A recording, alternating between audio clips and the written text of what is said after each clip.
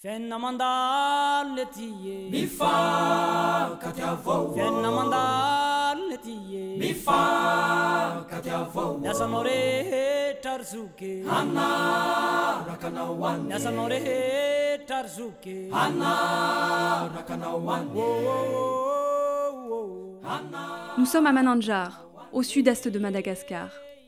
Dans cette petite ville surpeuplée, située au bord du canal des Pangalan, la vie s'organise autour de l'agriculture, de la pêche et des croyances. L'ethnie Antabaok, une des 18 ethnies de l'île Rouge, peuple en partie la région de Manandjar. La tribu, très conservatrice, applique rigoureusement les lois ancestrales. Une des lois les plus radicales est le Fadikambana, ou tabou des jumeaux. Dans la société Antabaok, les jumeaux sont maudits.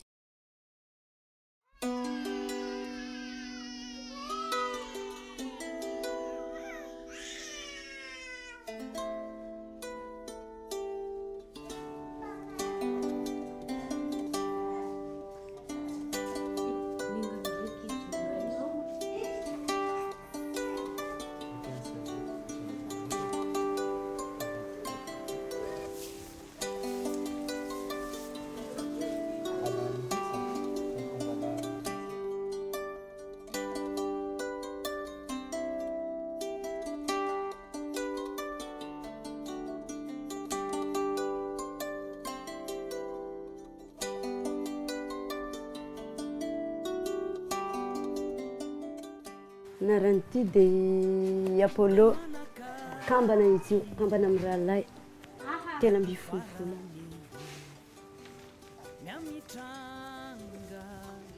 mampalahelo anahy aloha fa amin'ny lafiny dia ohatrany hoe faly ihany aho nampisy an'ity centre Katiza ty hoe mampisy ny centre ohatran'izao satria izazo taona angambany raha sy nisy ny centre dia tena narina zareo dia vonoina misy ny zaza satria zareo sy mitandena sy mitaiza ny taona misy ny ireo ka raha sy misy mangalaka na sy misy centre agnaterana dia mety vonoina ny zaza riny fosiny any.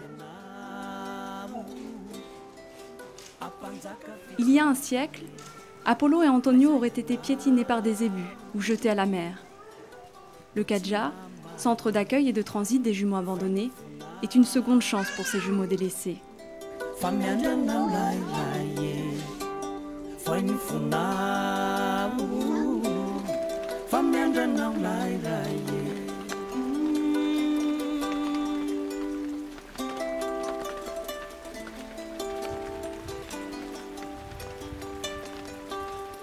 Ils ont été abandonnés parce que dans leur ethnie, la gémellité porte malheur. Les Antabaok considèrent les jumeaux comme fadi, c'est-à-dire tabous.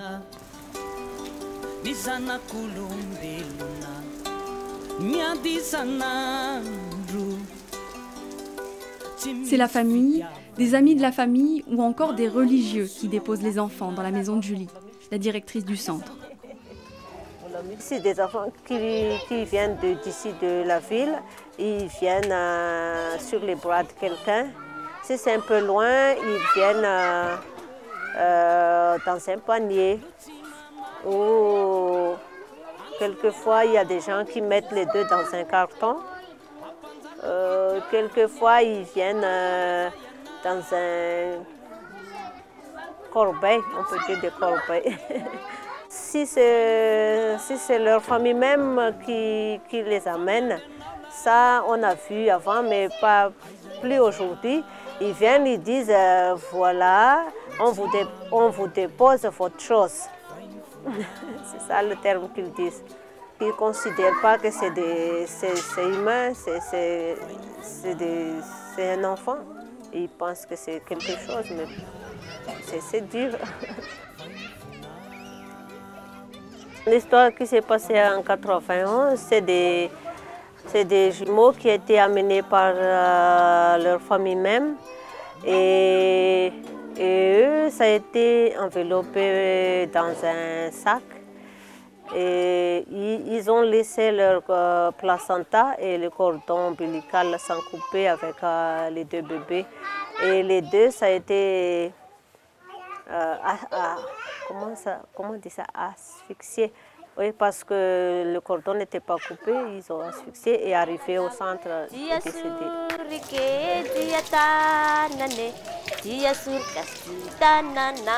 Aujourd'hui, le centre n'accueille pas seulement les jumeaux, il est ouvert à tous les orphelins.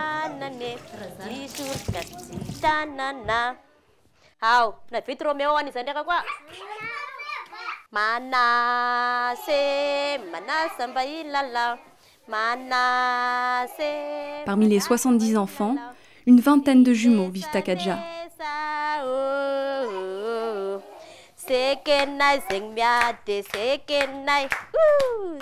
Une dizaine arrivent chaque année, ensemble ou seuls. Quelquefois, l'un d'eux décède juste après la naissance, ou alors la famille peut décider de garder un seul jumeau.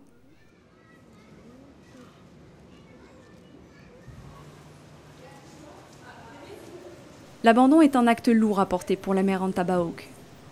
Quand elle n'accouche pas en brousse, elle est assistée à l'hôpital par la sage-femme.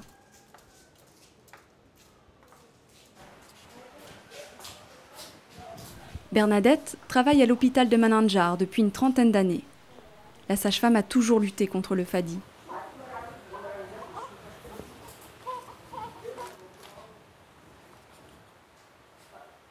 À chaque accouchement gémellaire, elle essaye de persuader la famille de garder ses enfants. Mais les arguments de Bernadette ne sont pas toujours entendus.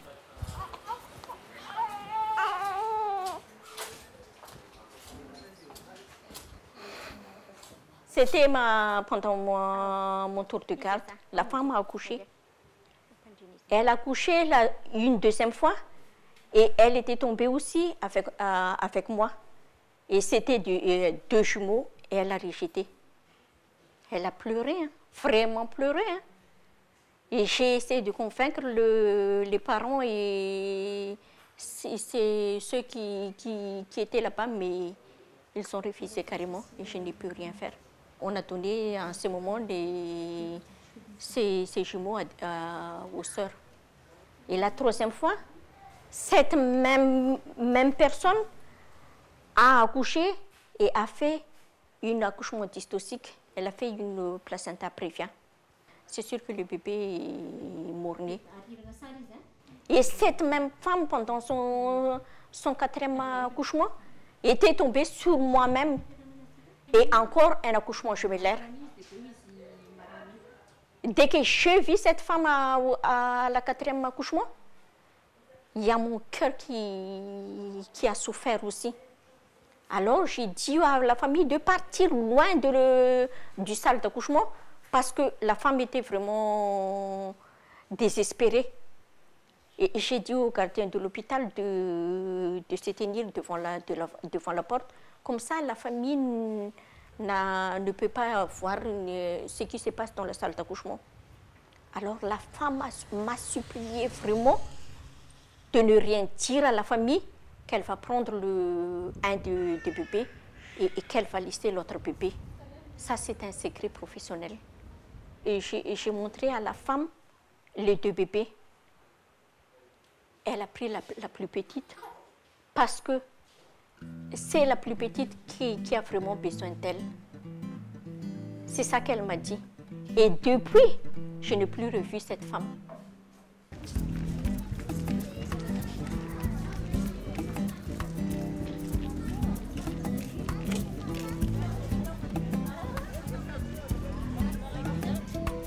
Abandonner ses enfants parce qu'ils sont jumeaux.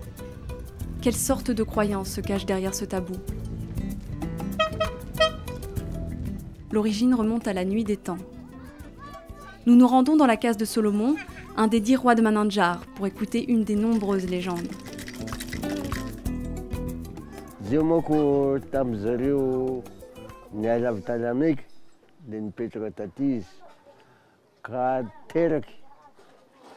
Rehefa nanambady izy dia niteraka zany.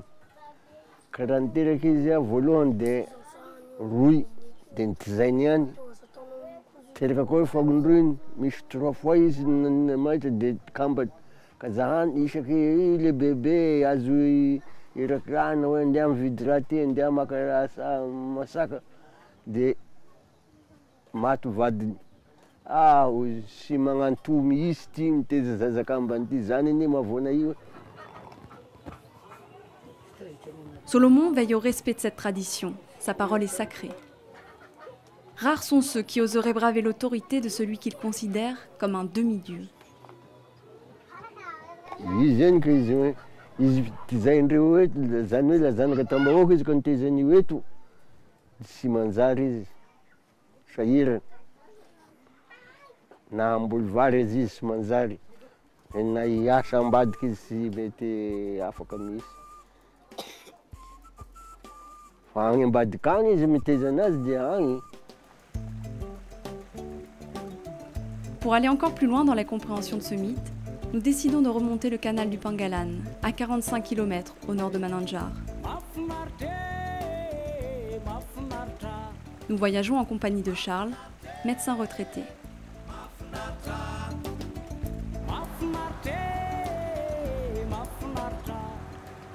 Vous les connaissez? Ouais, ils me connaissent tous. Nous sommes là en Bouissara Est, au village en Bouissara Est. C'est à peu près le piédestal de Purantambaok ici. Leur génération d'ici sont partis vers le sud à Mananjar.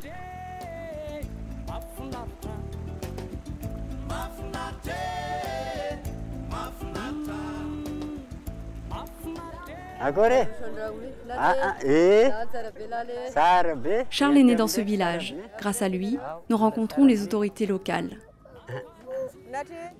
Les rois et le maire se sont réunis en conseil. Exceptionnellement, ils acceptent de répondre à nos questions sur la malédiction des jumeaux. Il y avait ici une femme qui a accouché de jumeaux. Effectivement, pour l'amour maternel, elle veut garder ça. Mais vous savez, avec les coutumes, et comme je viens de dire là en cours de route, ici, c'est un village conservateur des coutumes et us. Donc, la mère de ces jumeaux n'a pas pu retenir les enfants, elle est obligée de donner ça ailleurs. Ou bien, si elle veut prendre ses enfants, qu'elle aille là-bas et les élever dans d'autres lieux, mais pas ici dans ce village. Puisque vous savez, ça c'est des coutumes ancestrales, certaines ne savent pas, mais ils ne veulent pas entraver cette loi. Ils ne veulent pas enrayer ça, puisque ça porte malédiction. C'est comme ça. La femme dont parle Charles, ce pourrait être Clarisse. Cette mère en Tabaok a été obligée d'abandonner ses jumeaux. Comme ses enfants, tous les jumeaux qui naissent en brousse font un long voyage avant d'être recueillis dans les orphelinats de Mananjar. Les bébés si fragiles, emmaillotés dans un simple linge, voyagent en pirogue pendant une journée entière, avec pour seule nourriture du thé sucré. Des conditions qui rendent difficile la survie des nouveau-nés. On ne tue pas les enfants jumeaux, mais on les donne à des preneurs pour élever ça. Parce que ça, c'est des infanticides, ça.